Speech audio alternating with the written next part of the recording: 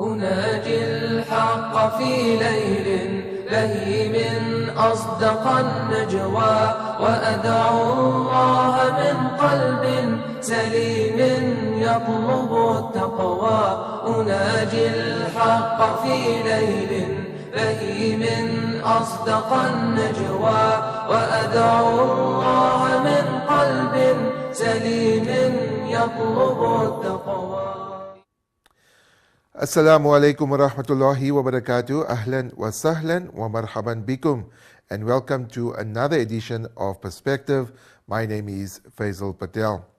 In tonight's show, we look at the xenophobic attacks in South Africa, Hajj Accreditation list released, and Mmusi Maimane to run for leadership of the DA, and we also look at some tech news. Remember, you can interact with me by sending me a mail on faisal@itvnetworks.tv. Drop me a tweet on @Faizi143, or you can even comment on facebook.com/Faisal Patel. The Jamiat Ulama South Africa has condemned the recent xenophobic attack, saying it is a tragic and a blight on communities and the country. Now, the xenophobic violence, which began about 2 weeks ago, has left more than 7 people dead and over 2,000 people from Malawi, Zimbabwe, Mozambique, and Burundi displaced as a result of the violence. Now, the Secretary General of Jamiat Ulama South Africa, Maulana Ibrahim Bam, said that people cannot run away from the problems of the country and everyone must shoulder responsibility. Each and everyone should be concerned, make dua, and turn to Almighty Allah in repentance and forgiveness. Now, Maulana Bam also said that Nabi Muhammad ﷺ brought people from disparate backgrounds into a single community, together on the basis of equality, distinguished not by the color of their skin, hierarchy, background, but by their taqwa and piety. And he says in this way, we can also do the same in today's time. We forgot the element of the human. We are so worried about what we can do, or we are better than the next person, that we forgot to think that the next person is also human. Now, Maulana Bam also reiterated that people should not have any overtones of one community being better than the other. And despite the influx of foreign nationals into South Africa, people should play a role in assisting them. So, let us get rid of this hatred that we feel. This could be somebody's mother. This could be somebody's father. They have children. They have parents. They belong to somebody. And yet the atrocities against foreign nationals is totally barbaric. We must hang our heads in shame. And then Abam goes on to say, they should be integrated in such a way that they do not become a burden upon the locals, or they do not become a burden upon the resources. So assist them. And Maulana Bam also highlighted that there was a criminal element in society that do not have the moral compass which prevents them from distinguishing right from wrong, and therefore have an opportunistic element.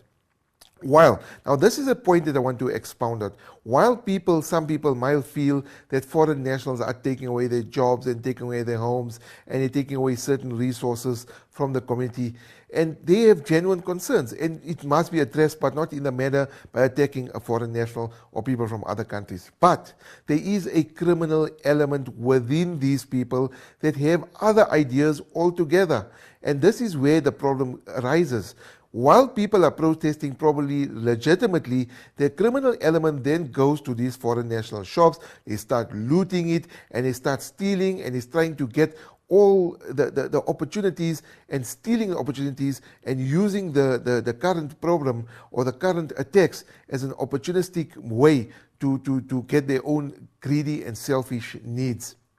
Now, Abam also said foreign nationals should also realize they have a responsibility. So while local South Africans have a responsibility, foreign nationals also should shoulder some of the responsibility to the country they are living in. This is according to Maulana Bam. Now, he says they cannot get away with this situation that we are only here for our own purposes, we are only here for our own benefit without taking into account. So while South Africa is giving them refuge and while we are assisting them, they also should play a role in uplifting the community as well and not be selfish. And Maulana Bam also says that much more needs to be done to quell the current attacks and to create a harmonious communities going forward. And every party, whether it's myself, yourself, any political party who have come from different backgrounds, need to take cognizance and need to take responsibility and assist the people coming from abroad. The local people must take responsibility. All of them need to play a role so that we can have a cohesive social fabric and a peaceful and harmonious society. So this is the thoughts and comments. Let me know. I mean, we need to help them. We've seen it. You've read the Sunday Times this week where a foreign national was stabbed to death in the streets of Alexandra. That was totally barbaric. This is a fellow human being. Please, let us stop the xenophobic violence. Now, expounding on that particular story, we know that the recent xenophobic attacks that have gripped South Africa have shamed the country, we've mentioned it just now, and sent shockwaves far beyond our borders. International media are reporting on it as well. Now, the attacks present a picture of South Africans to the world that suggests we are barbaric, violent, and murderous. And this is not a stigma that we want to stick on South Africa after fighting so many years for democracy. Most of our fighters, our stalwarts, went to other countries that accommodated them. And now we are doing or probing or implicating or pushing attacks on them, which is not right. Now, representatives from a group called the Social Justice Network, trade unions and NGOs, and the corporate sector have met to agree upon an appropriate response to these events and to show solidarity with foreign nationals targeted in violence and those who remain at risk. Now, tomorrow, on Thursday, the 23rd of April 2015, over 30,000 people are expected to march in Johannesburg in the spirit of unity to show the world that there is another South Africa. It is important that we go for this march. There is another South Africa to show the other side, our benevolent side, which welcomes migrants regardless of economic status or race and appreciates their contribution to our society. The march tomorrow in Johannesburg. This South Africa is we also need to show them that this South Africa is a non-discriminatory, compassionate, welcoming, respectful of diversity, and committed to the advancement of human rights and social justice. Now, the People's March Against Xenophobia will feature key leaders from the coalition of faith-based organizations, trade unions, NGOs, and corporate South Africa will speak out against xenophobia alongside people directly affected by the violence. We don't want this to remain as a blemish on our beautiful country. The world is talking about this. It is absolutely terrible, and this needs to stop. I will emphasize this. It must stop. It must stop. Now, these people that are going to be speak, they will really support for the unity among principal South Africans standing in solidarity with the mainly poor foreign national migrants and refugees of color under siege. Now, some of the speakers that will be speaking tomorrow will include migrants, refugees, women and young people affected by the violence. Zwelenzima Vavi, PREG's governor, he is the deputy chairperson of the South African Human Rights Commission. Professor Adam Habib, who is the vice chancellor of the University of the Witwatersrand, and then Bishop Paul Verren will also be speaking there as well. Now, the People's March Against Xenophobia is an emergency coalition convened to confront the horrors of xenophobia in South Africa, taking a stand to denounce the violence and embrace unity. It says it endorses the message that no one is illegal and call on all people living in South Africa to unite against unemployment, inadequate housing, rising crime, and bad schools instead of turning against people seeking refuge in the country for political and economic reasons. The coalition also includes the African Diaspora Forum, or ADF, COMSA, which is faith-based organizations, major social movements such as the Treatment Action Campaign, Equal Education, and Awetu trade unions, as well as organizations Section 27, Corruption Watch, and Doctors Without Borders. The march takes place tomorrow. Please do support it and go voice. We don't want the stigma, this blemish, this blight. We don't want to hang our faces in shame because of what we are doing to foreign nationals.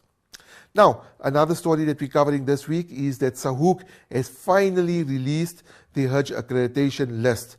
And as they released this list, the 1436-2015 Hajj accreditation list, President of Sahuk, Shaheen Esop, said that he had just returned from the Kingdom of Saudi Arabia after finalizing the Hajj quota for South Africa.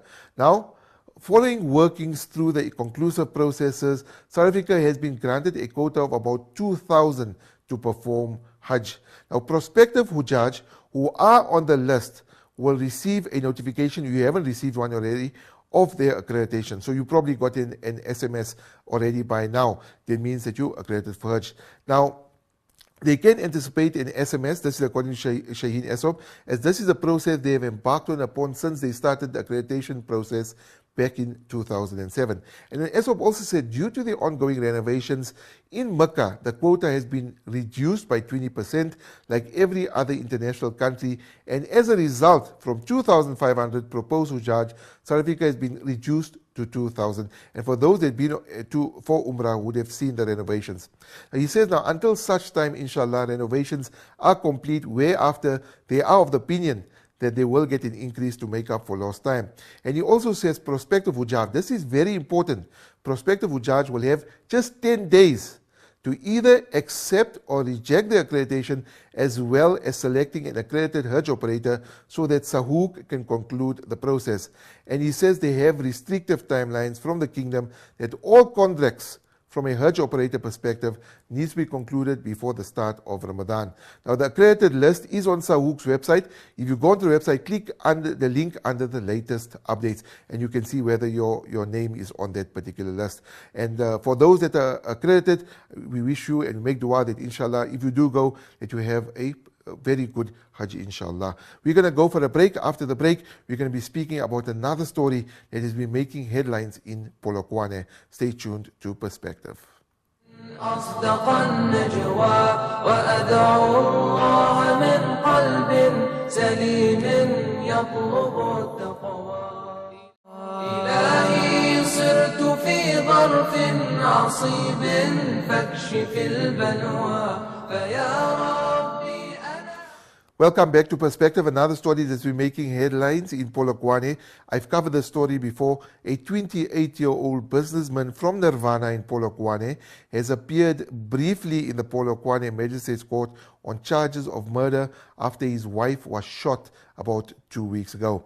29-year-old Fatima Patel's body was discovered in a pool of blood by her husband Ramiz Patel, allegedly after he arrived home between 5:30 and 6 o'clock that particular evening. Now, Fatima was shot in the face. Westernburg police spokesperson who I've spoken to, his name is Captain Motlaka Mashiane, said Ramiz was arrested on Thursday last week. He says, and I'm going to quote, he says, Mr. Patel was arrested yesterday and appeared briefly at the Polokwane Magistrates Court facing charges of murder for murdering his own wife on Friday last week. Now, Captain Mashiane said that the motive for the killing is still unknown and police are investigating that particular case. And the matter has been postponed to the 28th of April for a formal bail application.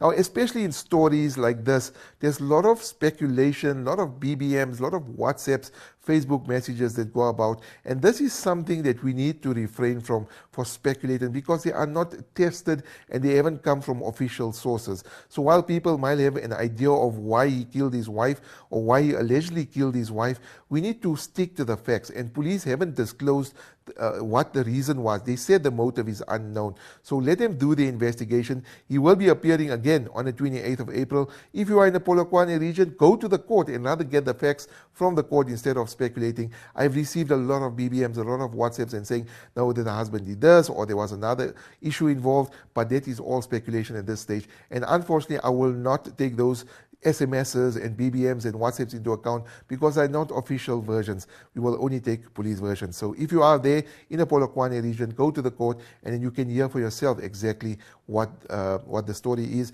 There will be a formal bail application on that particular day. It might be also be postponed. Whether you'll be released on bail, we can't say, inshallah, but we will bring you an update on the story as it develops.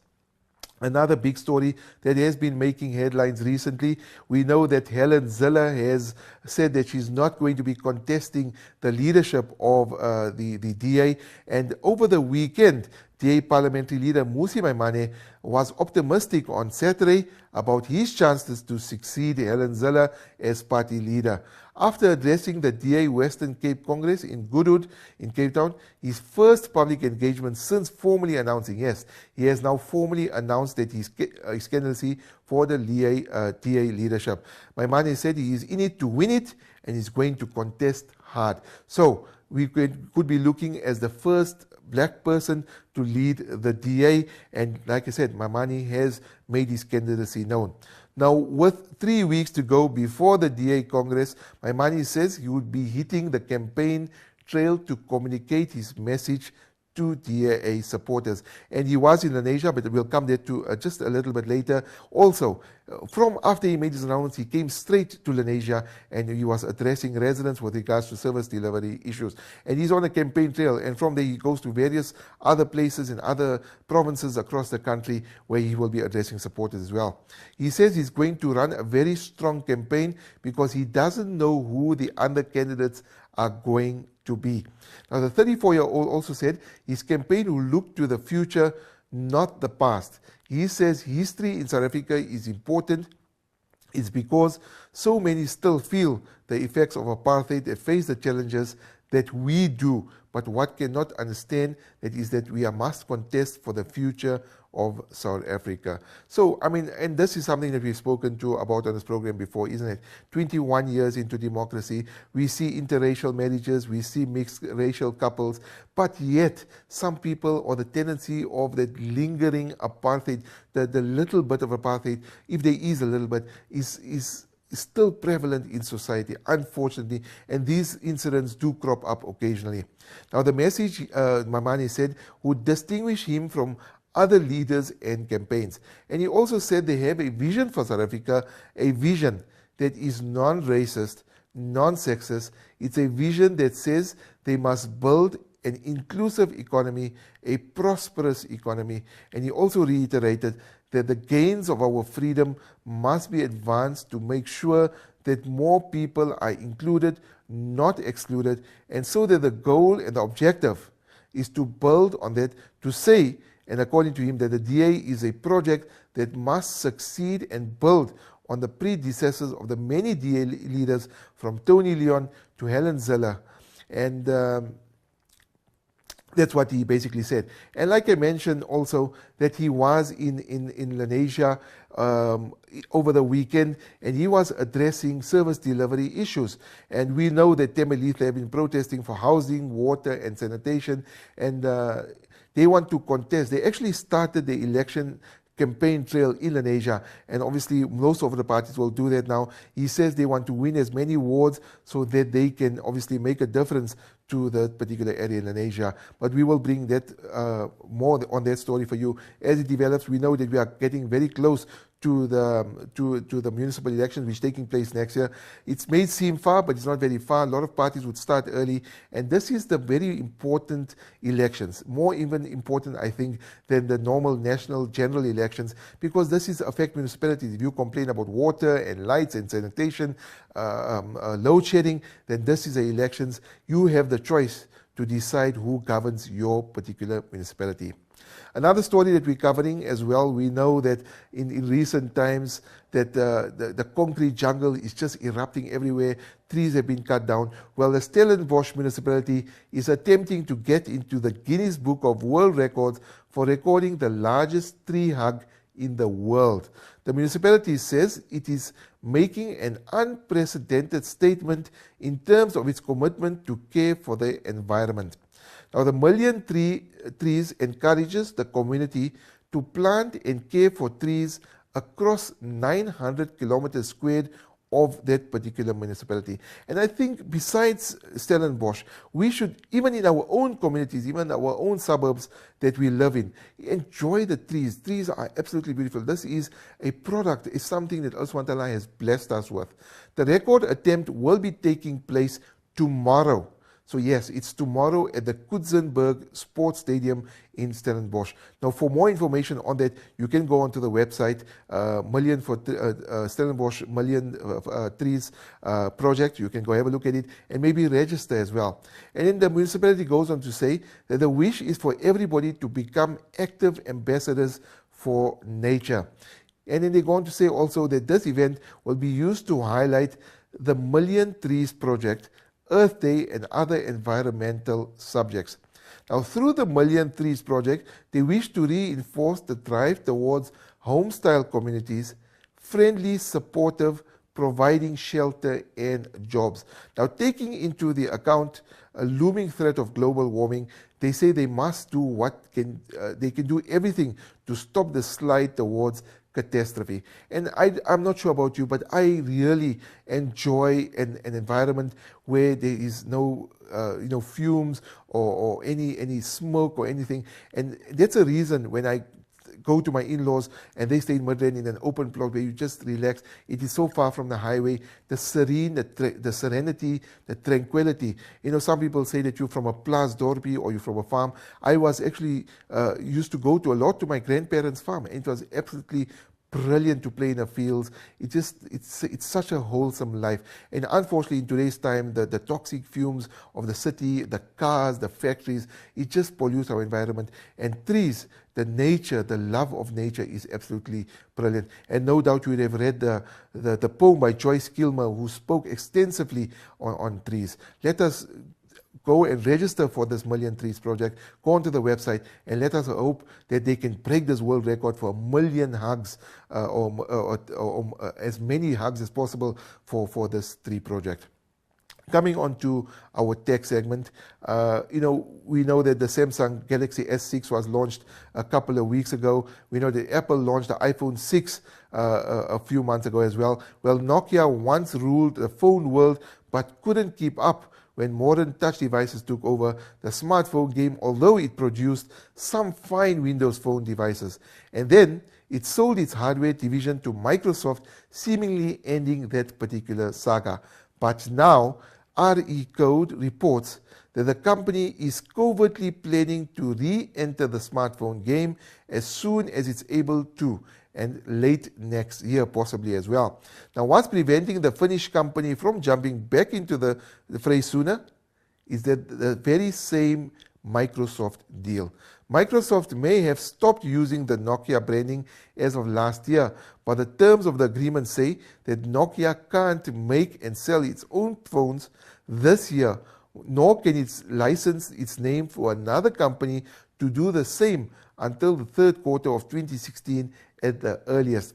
And it's the latter option that Nokia appears to likely pursue, having shed its hardware business and not eager to carry that kind of expense and scale again. Nokia will reportedly design products and find a partner to manufacture and market them.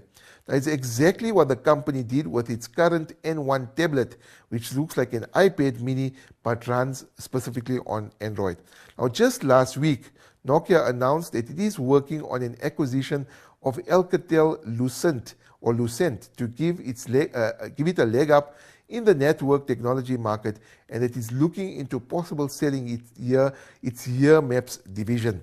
Now, but the phone and tablets projects come out of Nokia Technologies, the arm of the company that manages 10,000 plus patents and quietly develops new projects with regularity. Now, if the N1 is any indication, Nokia has some fight left in and can make devices that impress amid the current competition. Now, the company's phone hardware decline was tough to see, particularly for those of us who relied on its earlier effort years back, but perhaps taking a breather and changing perspective will end up benefiting Nokia in the long run. We can just wait to see what they have, or we can't wait to see, either way, what Nokia has up its sleeves. Unfortunately, we've come to the end of another edition of Perspective for this week. Join me again next week, inshallah, when we cover stories that are making local headlines, national headlines, or even internationally. Remember, you are welcome to interact with me by sending me a tweet on @Faizi143. You can mail me on Faizel@itvnetwork.tv, or if you have Facebook, you can even drop me a comment on facebook.com/Faizel Patel. From myself, Faizel Patel, and the great team here at ITV, fi amanillah, assalamu alaikum wa rahmatullahi wa barakatuh. أناجي الحق في ليل لهيم أصدق النجوى وأدعو الله من قلب سليم يطلب التقوى أناجي الحق في ليل لهيم أصدق النجوى وأدعو الله من قلب سليم يطلب التقوى صرت في ظرف عصيب فاكشف البلوى فيا ربي أنا عبد لرد الضيم لا يقوى